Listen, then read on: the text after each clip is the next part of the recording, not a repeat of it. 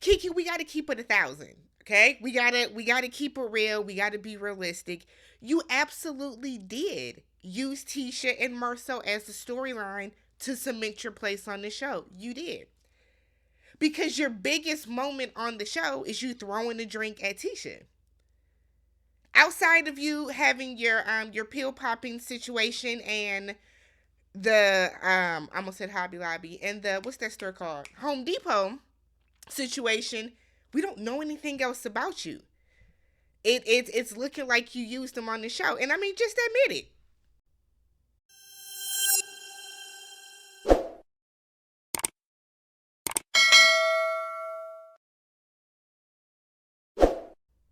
What's good, y'all? Welcome back to the channel. I'm Tammy. This is Tammy Talks. Love and Marriage Huntsville, Season 6, Episode 34. That just sounds outrageous. Episode 34, The Reunion Part 3. We're back for the final recap of the season. Real quick, if you guys have been with me all season, I appreciate you. Thank you.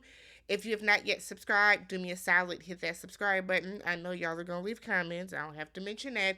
But if you don't do anything else, at the very least, like the video if you enjoy it. Let's talk, y'all. So, it kicks up right where the last one left off, where Melody and Miss Betty are still going back and forth.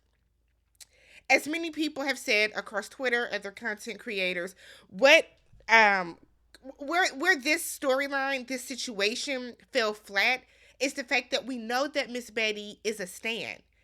Okay, people have said that Miss Betty has been in the Facebook groups for Love and Marriage Huntsville since season 1. She just doesn't like Melody. And if she doesn't, that's fine. But it becomes more of an issue when she is now on this show. Okay, it's more of an issue when she's now on the show and making this, like, trying to get a moment off of Mel. And that's basically what she did. So, Stormy, I feel like you should be embarrassed by your mom's behavior. I understand that you cannot control other people. You can't control other adults and what they're going to say. But I just kind of feel like, Stormy, you should really be embarrassed by your mom. I would be mortified if my mom was sitting on this show, on this reunion, acting the way that she was against another woman that this has nothing to do with Miss Betty. So Stormy said, look, I like Melody, but the tweet situation got too out of hand. I still stand by the fact that you cannot control what people say under your tweets.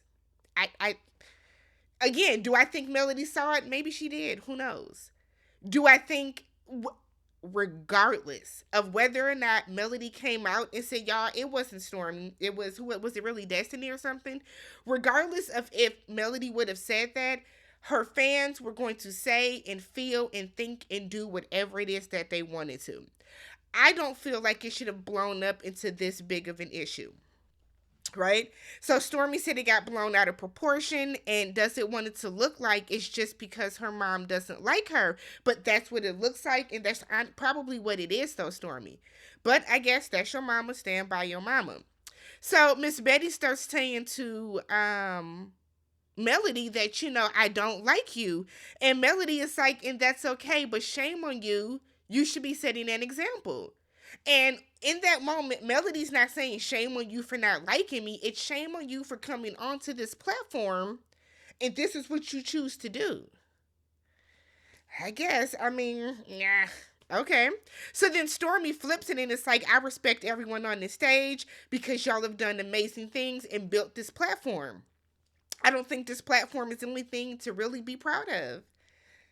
Initially, when the show first started, and it was the Core 6, and they had the comeback group, and then the 40 Acres, and they're building and moving and doing all these things, yeah. But the show took a turn.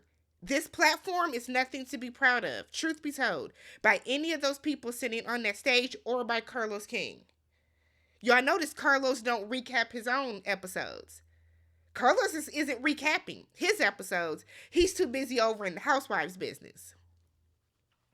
We then talk about Junior, okay? So Junior said that he probably did take advantage of the fact that he was working for his cousin, and he apologizes for that. They did offer him the job back, but Junior decided not to go back, and he felt that he needed to do something else. What is in my eye? He felt that he needed to do something else. So Stormy gets emotional, and she says she's emotional because he's a manager at a restaurant now, and she wishes that he was a manager at Canvas. He was, and you fired him. You fired him though. I think that Stormy deep down probably didn't want to fire her cousin, which I'm sure she didn't want to fire Junior. I almost kind of feel like Stormy and Courtney just kind of did that for some storyline. You know what I mean? And it backfired because now Junior's gone. Nonetheless, we find out that Aunt Lisa was invited. I don't know why, but Aunt Lisa was invited. She decided not to come. Miss Betty said that nothing has changed with their relationship. She would love to see the relationship mended if it can be, but she said that her sister doesn't want to move forward and she can't mend anything by herself. Miss Betty, do you blame your sister for not wanting to move forward? Do you? Like, you don't seem like the type of person that is easy to move forward with. And yet, we don't know the whole story. We don't know the whole situation with Stormy's family dynamic. But from what we can see, you have a very abrasive way of expressing yourself. And I think people that have that abrasive way of expressing themselves kind of feel like people should just know that this is just me, this is just how I am. And then they're confused or they feel away or they want to play victim, like in this case, when people don't want to mend things with them. We don't care about Stormy's family. I don't care about Stormy's family. Okay? I don't. Not at all. So the Fletchers come back out, and Keke comes out. So Nell said she never wanted to be on the show initially. We know that when the show was first pegged, they did tap on Chris and Nell. Nell didn't want to do it. She said, "You see why?" After they showed their package, and we see Nell flying off the handle every scene. She wasn't ready to put their family business out. I still feel like y'all shouldn't have, but here we are. So she said that their family dynamic has gotten better. She talks to Chris Jr. more. What about that daughter? I can't think of her name. What about the daughter, Chris's daughter? How's the relationship with her? Carlos didn't ask the right questions. We know that you're going to talk to Chris Jr. again. That's your son. How's the relationship with that daughter that feels that she was left out? With that daughter that feels that she didn't get the car. The daughter that feels that she didn't get the same things as her other 3 kids. Didn't even touch on that. That's too bad. Nell said that she feels that money is an issue with her kids because she will loan them money and Chris Jr. will feel like y'all got it, y'all don't need to pay it back. Nell said that's not necessarily true. We still got bills too. And I think that is a big problem that parents and children have, right? And sometimes siblings, where you loan money to your kids and your kids will feel that, well, y'all got enough money. I don't need to pay y'all back because y'all got it. So I can see, not that I agree with, but I can see Chris Jr. saying, well, y'all got this big house. Y'all have all these businesses. Y'all are on TV. $3,800 is chump change for y'all. Y'all don't need it back. Whereas Nell might be thinking, shit, that's maybe that's their bills for the month. Maybe that's their total bills for the month. Now we have to dip into, you know what I'm saying? Like, you can never, just because somebody gives you money, you cannot expect that no matter how rich they are, they don't need it back. On the flip, don't loan money that you can't afford to lose. If you cannot afford to move forward without this particular piece of money, no matter how much it is, don't loan it out. And I get that those are her kids, but it might need to come to the dynamic of, I can't loan you money anymore because it's hurting our relationship. Maybe you can work for the money. Maybe you can earn the money in some other way, but I can't just give you the money because it's hurting our relationship. So we then get to the expo, and we're talking about how Nell and Fletcher were offended that they were not asked to speak. I'm so tired of hearing about this shit. I have never seen more entitled people in my life. Yes, y'all have what is Chris, a real estate? Is he a broker? You work in real estate. You have your cleaning company. Nell has the daycare. They didn't ask y'all to speak. It's not the end of the world. They didn't ask you to speak. Get over it. Get over it. So Nell feels that we have known y'all for years. We have a prominent, well, Chris said this, we have a prominent business in the city. Nell said that Tisha told her she was going to be invited. And if you say you're going to do something, do it. Now, I can take Nell's side with that. Yeah, Tisha told y'all were going to be invited. She didn't keep up that part of the bargain. Now you know how to move forward with Tisha. Don't do business with her ass. But the way that y'all spent the better part of this 100-episode season whining about not being invited to this expo, it's crazy. Because if y'all are a prominent business in the city, okay? If y'all are, if Nell's Daycare has been in operation for 29 years, now you are getting all the children in the area. You're already getting them as a part of your business. You're getting them. If you want to hold an expo yourself or have some type of workshop where have all the parents that come drop their kids off to y'all, give them advice. Print up a pamphlet. Like, to me, it's not that big of a deal. They said they were going to include you in something. They didn't. Y'all talk about it. They say, oh, it slipped our mind. Move on. But it's no reason for you to keep crying about this, though. So Tisha then said that she did tell Chris she would invite him. I guess she saw him at a game or something. But she was focused on the core six, and it slipped her mind. Chris said that, oh, so is Stormy a part of the core six? Well, let's not act like Stormy didn't get asked at the last minute. So it's not like Stormy was in the initial meetings of anything, Chris. She wasn't a part of the initial planning. So she was like, Tisha said, well, no, but I talked to her. I don't have a relationship with y'all like that. So it seems more like Fletcher might just know Marceau and not necessarily Tisha prior to this show.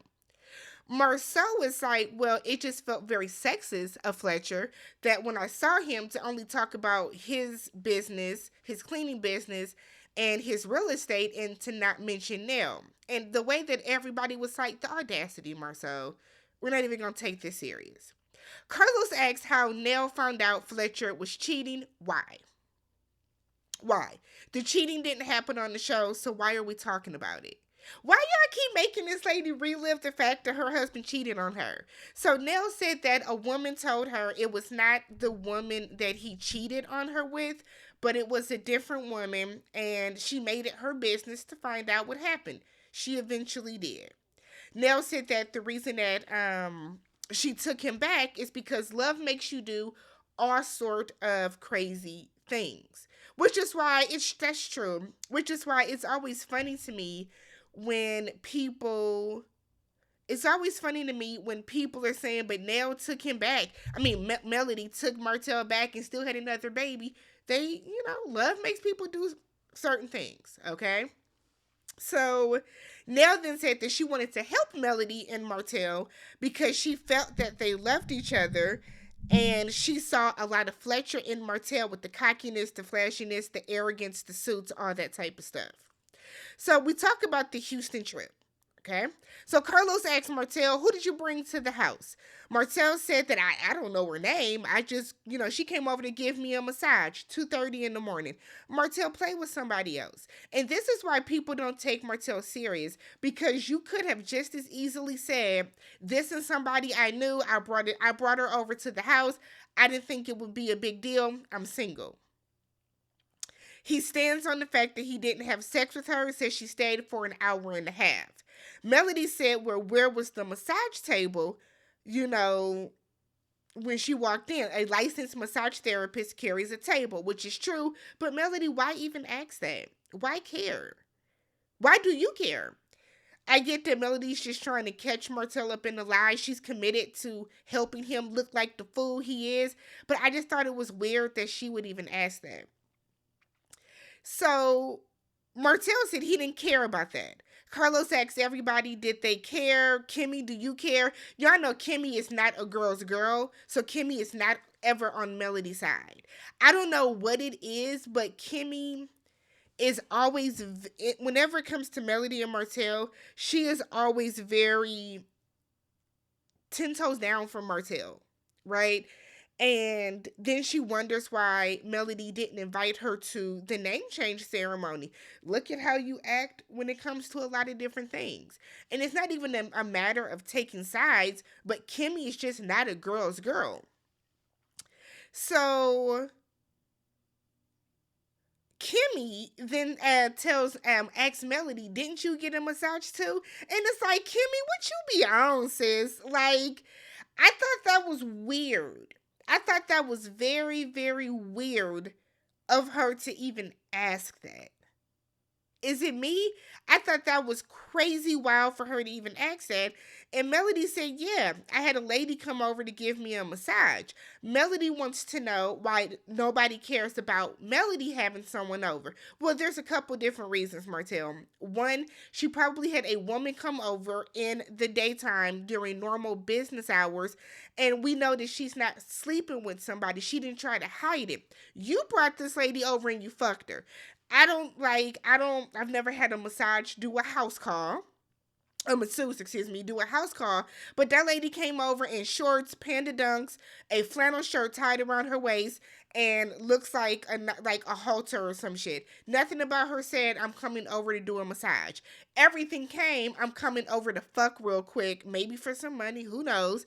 And then she left. That's the difference why. Melody explained that she uses this app called Zeal, and that's how she books her massages. And then Martel was like, "Yeah, I use that too." Pointless. We talk Martel versus Nell. So Martel said he doesn't like how Nell came at him about the cheating, or comes at him about the cheating, when Melody has cheated as well. Melody, we get back and forth with this. When did I cheat? You know you cheated. What's the year? Are you admitting to it? No. Do I think Melody cheated on Martel? I don't.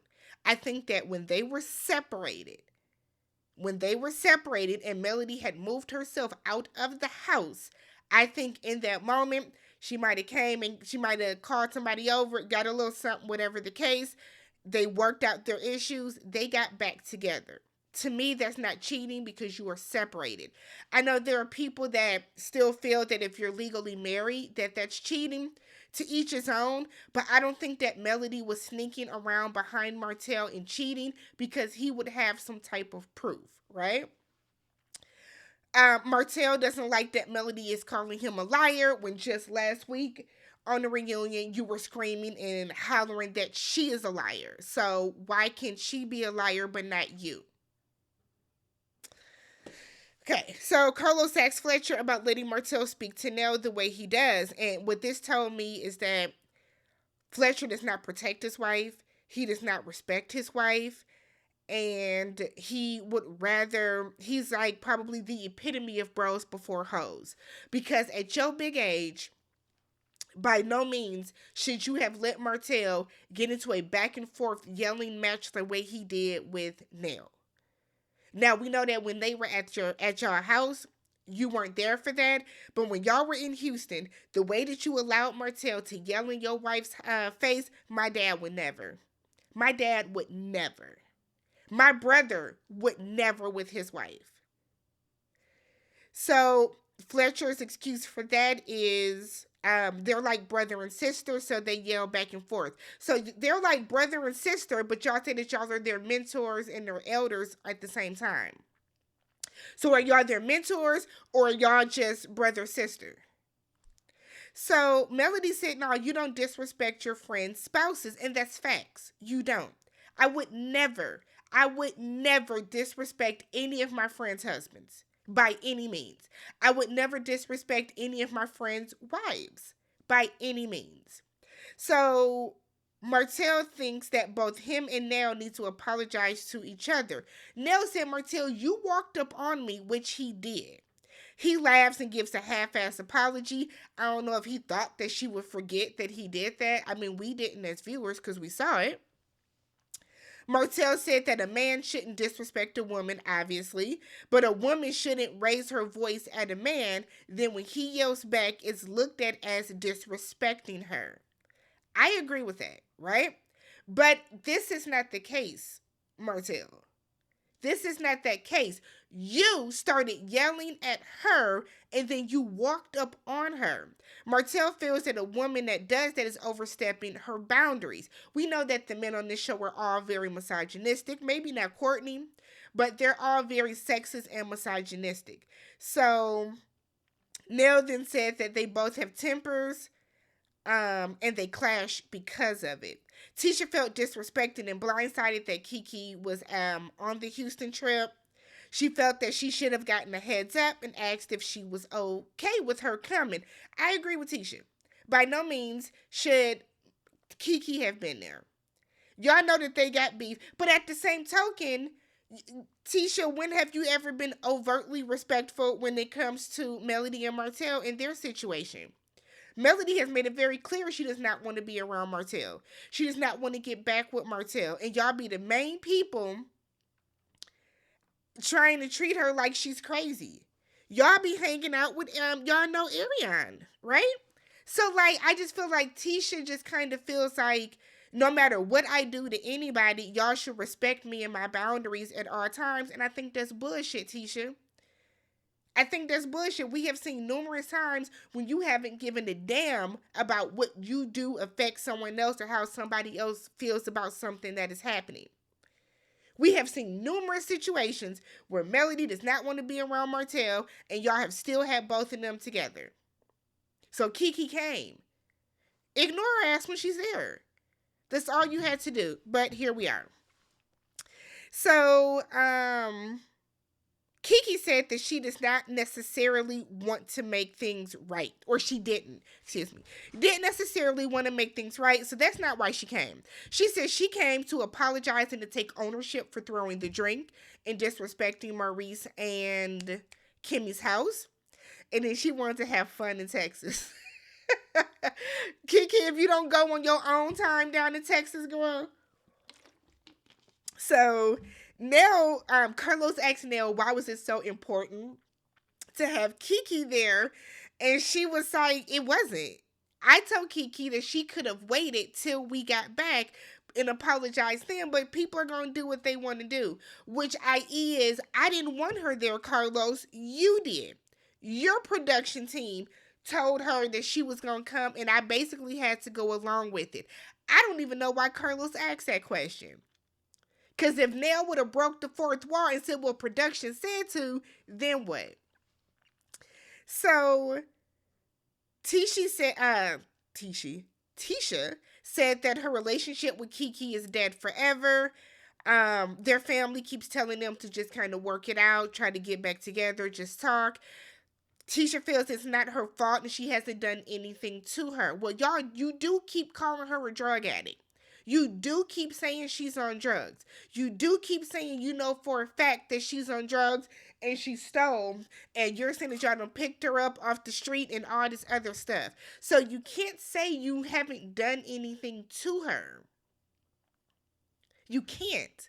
Yeah, Keke's coming for your marriage. But you also sat right on the stage and said that her and her husband are cheating on each other. You also sat right here on the stage and said very boldly, very confidently that Keke is on drugs with absolutely no proof about it.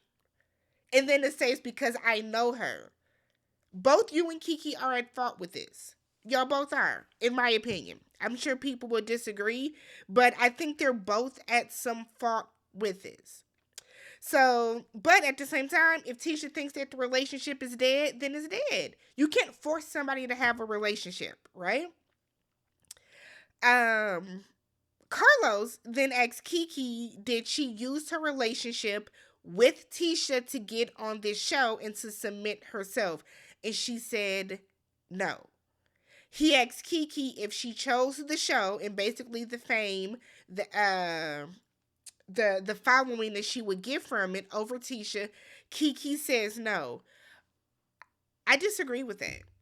I think Keke knew that her and Tisha had problems. It's been said that they've had problems since they were younger. And I think Keke saw that as an opening to get on this show because she knows that Tisha, while there are, for some people, Tisha is a fan favorite. For others, they don't like Tisha. And I think that Keke was willing to bank on that. That's what I think. Keke said the plan was for Tisha to bring her on the show, and said that somewhere along the way, Tisha switched up. Now, we do know that to be true, too. Keke was supposed to be on the show as well. We have all heard before that Tisha blocked it. Tisha says she didn't switch up. She just didn't want her on the show because of the issues that Keke was dealing with. Here's the thing, though, Tisha. That is you blocking her from coming on the show. You know what I mean? And in Tisha's defense, right? On one hand, it could be Tisha being like, you got all this going on in your family life, your home life, whatever. I don't want you to come on here and embarrass yourself. But at the same point, unless you had a conversation with Keke about that, then it does come across as you blocking her. It does. Right? It just does. So Keke got on how she did, and instead of Keke telling her own story, Keke decided to interject and make Marceau and Tisha's story about her.